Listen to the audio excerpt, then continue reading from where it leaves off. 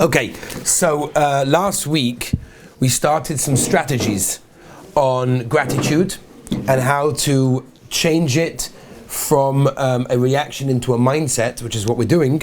Just to go over those strategies, we did number one, starting the day with gratitude. We spoke about the idea that if you start the day in the right way, in the positive way, in a gratitude way, that can literally change the rest of your day. Number two, we spoke about the idea of a gratitude journal. I don't know how many of you took it seriously and started writing things down, but if you do, okay, that's great. That's great. It can change you. It can change you. You have a gratitude journal. You write down the things that you thank the Rabbeinu Shalom. We spoke about Al Pi Chasidus, the idea of specific Kabbalah of using every garment of your soul. We spoke about two of them. We spoke about the third one today. Those were the two, and the third one was a replacement theory, which was, and if a moment comes into, like a thought comes into your mind of something negative, something not positive, immediately replace it with something positive, and that will train your brain and train your mind into always focusing, highlighting, and thinking of the good. Let's move on with some of the next two categories that I want to get to, and strategies as well. Number one. We're actually holding in strategy number 4, the number 1 for today, and that is to share it with others, which basically means it's very easy, and we all know this, to share what's going wrong in our lives with other people. I had a bad day, this one did this wrong to me, this one annoyed me. It's so easy for us to pinpoint and share with everybody else our frustrations with other people, what goes wrong with our life, what's not happening right, in order to change that.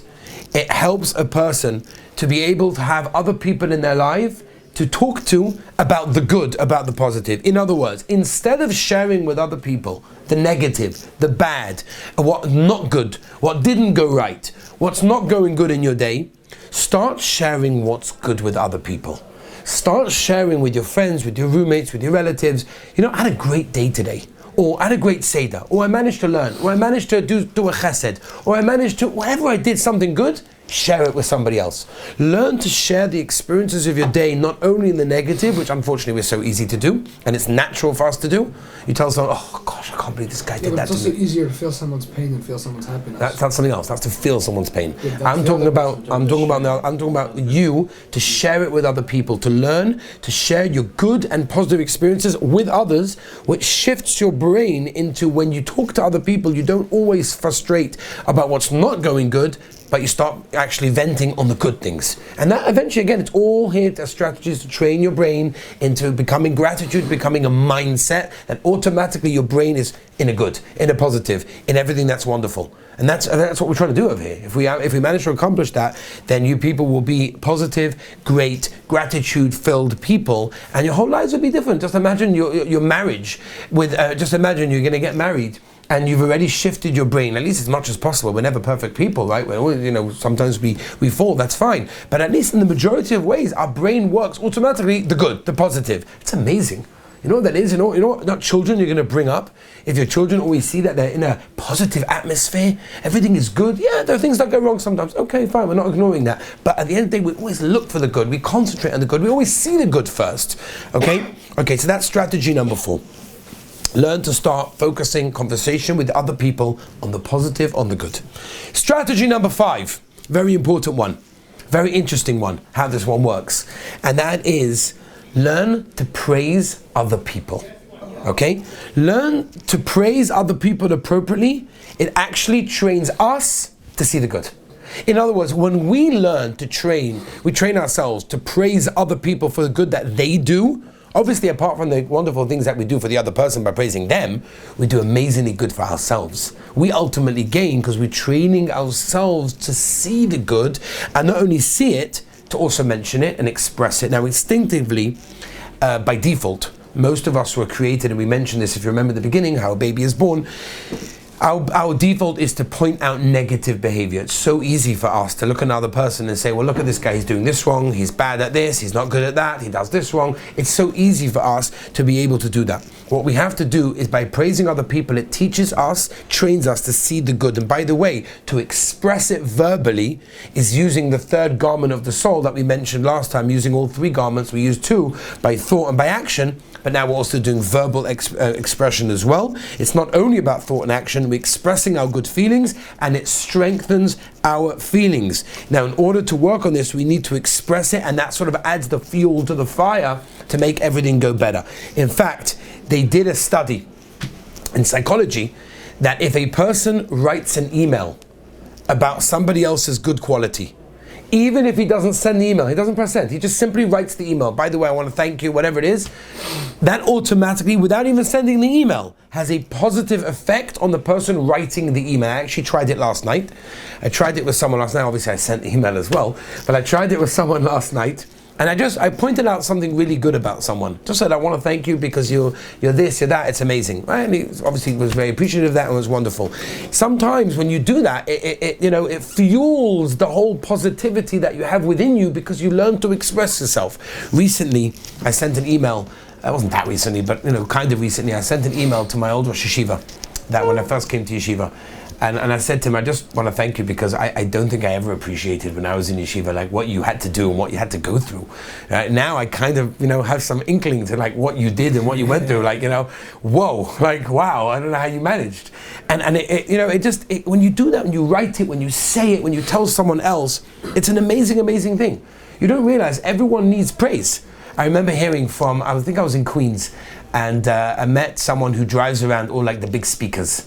He drives around all the big speakers, and he told me he drives around all the big, Rabbi Pesach Krohn and Rabbi YY and all the big speakers. And he said to me once he was driving Rabbi Pesach Krohn, and just before he got in the car, Rabbi Krohn was getting in the car, and a guy said to him like, oh, Rabbi Krohn, wow, you're shurim, I love it, I get so much chesed, it's amazing, thank you so much. And he said, thank you so much, I appreciate it, and he came in the car. So the driver said to him, Rabbi Krohn, like, you probably get that all day. You probably all day get like, it probably means nothing to you. He says, no, you're wrong.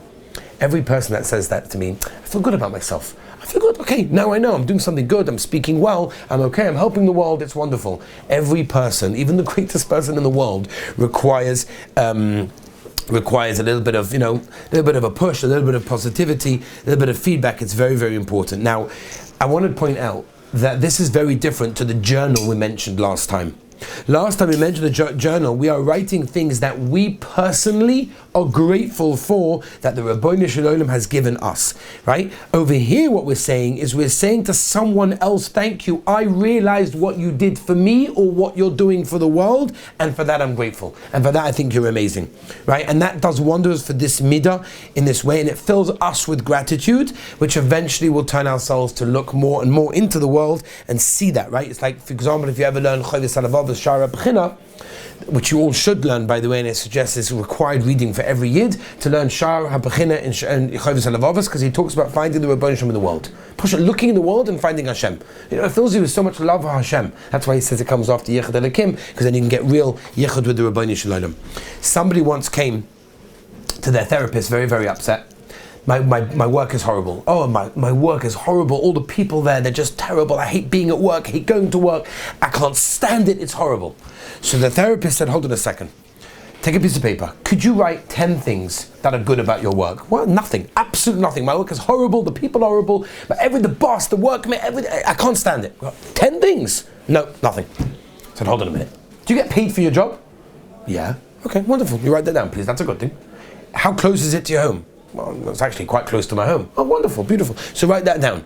They went one by one and they found 22 good things about the job, which the person didn't even realize. Therapist told the person, I want you to do something very interesting. I want you to go home and I want you to look in front of the mirror. And in front of the mirror, I want you to say, I love my job, and go through all of these 22 things that are the reasons why your job is good. 2 weeks later, this person came back to the therapist and said, it's unbelievable. Everyone at work has changed. Everyone at work, they're different people. It's just amazing. And obviously the answer is no, you changed. But that's how you change, by focusing on the good. Okay? Now, people also think that to have gratitude means, okay, you never see the bad, never see what's negative, never see what's bad. We've spoken about once before, the missing tile syndrome, right? Remember, people walk in the room, the first thing they see is, oh, there's a missing tile over there. They don't even notice that the whole the whole ceiling is good, but they just notice the one thing, right? The answer is it's not true. You're allowed to see the bad, you're allowed to deal with it, that's fine. But what do you focus on? What do you highlight? What are you seeing first? A Yid's famous Maisa came to Heilige Reb Zisha. He was sent by the Mezritch Maggid, Because he came to the Medrash Maggid and he said, I don't understand Pshat in Chazal. Chazal tell us the Gemara that Kashem Shemavorchim ala toik, just like you make a bracha on the good, you give a bracha on the bad. He said, I don't understand, what can that mean? So the Medrash Maggid famously sent him to the Heilige Rebbe Reb Zisha, and he went traveling to where Reb Zisha lived, and he went there, he knocked on this shack, and he sees this old, disgusting, dilapidated house of this old man that's like hunched over, looking like he's hungry, looking like he hasn't been fed for who knows how long, looks like he's in pain. He's standing there smiling with this great, wonderful smile with the radiance from his face. He says, what can I do for you? He says, well, the Medrash Maggid sent me to you to ask you, what's pshat? How do you give a bracha on the good, just like the bad? So Reb Zisha said, you've come to the wrong place. I don't know what bad means. I don't know what it means to have bad. Everything is wonderful. And then that's the pshat, right? Because of course he had hardships. Of course he had he had pain. He didn't concentrate on it. He didn't live his life with that way. And let me just end with one last yesod. Is we've been talking about the benefit of gratitude to the person thinking, feeling and expressing gratitude, but I want to just focus for a moment on the person upon whom the gratitude is bestowed, right? We live in a world with relationships. We don't live in a bubble. We don't live by ourselves. We live with other people, and the Rebbeinu Shalom specifically set up the world in a way that we live with other people so that we will work on ourselves. Like the Vilna Gaon famously says, the whole reason why a Yid was sent down to the world is Misakin is Midas. That's why we're here, to fix ourselves up. And therefore every human being requires to feel appreciated. Now a lack of gratitude is a lack of willingness to express gratitude. Right? I'll give you one raya which I'm just going to say very, very quickly. Moshe Rabbeinu, a year and a half after Klal Yisrael came out of Mitzrayim, went very, very upset. Got very, very upset with Klal Yisrael when they started to complain that we remember the cucumbers and the garlic and the onion in Mitzrayim. Like, come on, remember the good days. Moshe Rabbeinu was so upset. I don't understand. You left Mitzrayim. You were slaves over there. You've seen the 10 Makkahs. You've seen Kriyas Yamsuf. You've had Har Sinai. And now you're complaining? I'm out. Moshe Rabbeinu says, get me out of here. I can't deal with this nation anymore. I can't deal with it. I can't be here. I can't be the leader of this nation. I cannot deal with this. What's the Rebbeinu Shalom's response? Very interesting, by the way. I'm not going to go through it now in Barichas, but it's a very interesting response. How does the Rebbeinu Shalom respond to Moshe Rabbeinu after this complaint? The Rebbeinu Shalom says to take 70 people, right? Says take 70 people, and I'm going to make them into Nevi'im.